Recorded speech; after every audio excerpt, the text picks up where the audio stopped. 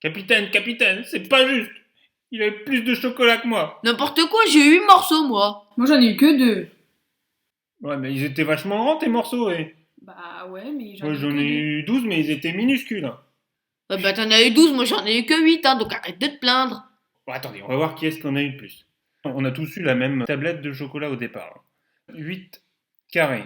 Il y en avait 3 fois 4, 12. Ça fait quelle fraction ça? Ça fait 8 douzièmes. Ouais. Toi, t'as eu deux morceaux, Ouais, mais j'en ai eu 2 sur 3, donc ça fait 2 tiers. 2 tiers. Et moi, j'ai eu 12 carrés minuscules sur une tablette de 18, donc ça fait 12 18e. 2 tiers, c'est celui qui en a eu le moins. Et moi, j'ai eu 12 18e, ça c'est grand, ça, beaucoup. J'en ai eu beaucoup là. Non? Non, Bah non, parce que ces morceaux ils sont quand même vachement plus gros que les miens. Puis sur le dessin, on voit bien, on a tous la même chose. Ah oui, sur le dessin, bah, on voit bien que c'est en fait la même chose. Et si on mangeait de la pizza? Moi, j'ai mangé 6 trentièmes. Moi j'en ai eu 3 quinzièmes. Moi, j'ai eu que un morceau, hein. Bon, il était un peu plus gros, d'accord. Bon, mais on a quand même l'impression que sur les graphiques, on a eu. Tous la même chose. Mais alors, comment on pourrait comprendre ça? Alors, si on n'avait pas les images, comment on fait pour comprendre? Eh ben, par exemple, 8 divisé par 4, ça fait 2, et 12 divisé par 4, ça fait 3. Ah oui, bah dans ce cas-là, si on divise le numérateur en haut et le dénominateur en bas par le même nombre, on divise par 4, les deux fractions sont égales. Est-ce qu'on ne pourrait pas faire la même chose pour passer de 2 tiers à 12 18e?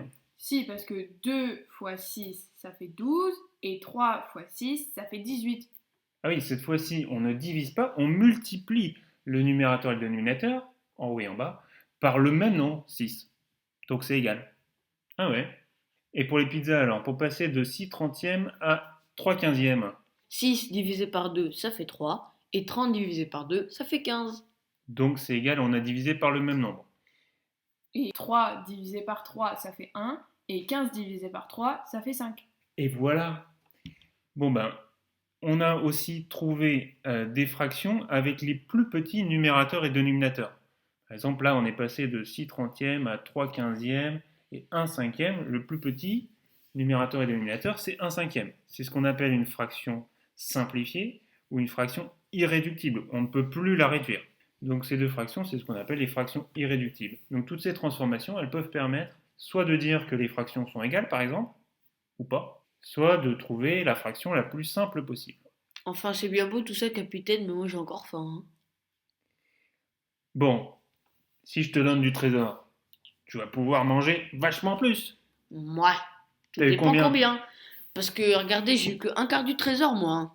Moi j'en ai eu 4 douzièmes. Moi, je suis super content, j'en ai eu 7 24e. Nananana. Mais tu t'es sûr que j'ai vraiment plus de trésors que toi? Non, moi je suis persuadée que je vais pouvoir beaucoup mieux manger que vous. Ouais, on va voir ça, hein, parce que moi je suis pas sûre. Alors, comment on va faire pour comparer ces fractions? Et ben on peut les mettre sur le même dénominateur, comme ça on peut les comparer. Ah oui, le même dénominateur, la même famille, quoi. La famille des quatrièmes, la famille des douzièmes ou la famille des 24e?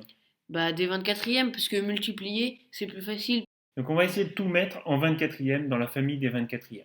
Donc, si je prends un quart et que je veux le mettre dans la famille des 24e, il faudra que je multiplie par 6. 6. Seulement là, en bas? Donc, ça fait quoi? Un 24e? Et non, parce qu'on doit multiplier le numérateur aussi, sinon les fractions ne sont pas égales. Ah oui, le numérateur, on multiplie aussi par 6. Ça fait 6 24e. On fait pareil, 4 douzièmes, pour que ce soit sur 24, on fait 12 fois 2, ça fait 24, donc du coup on va faire 4 fois 2, 8. 8. Donc, finalement, toi, tu as 6 24e Moi j'en ai 8 24e, et moi, j'en ai seulement 7.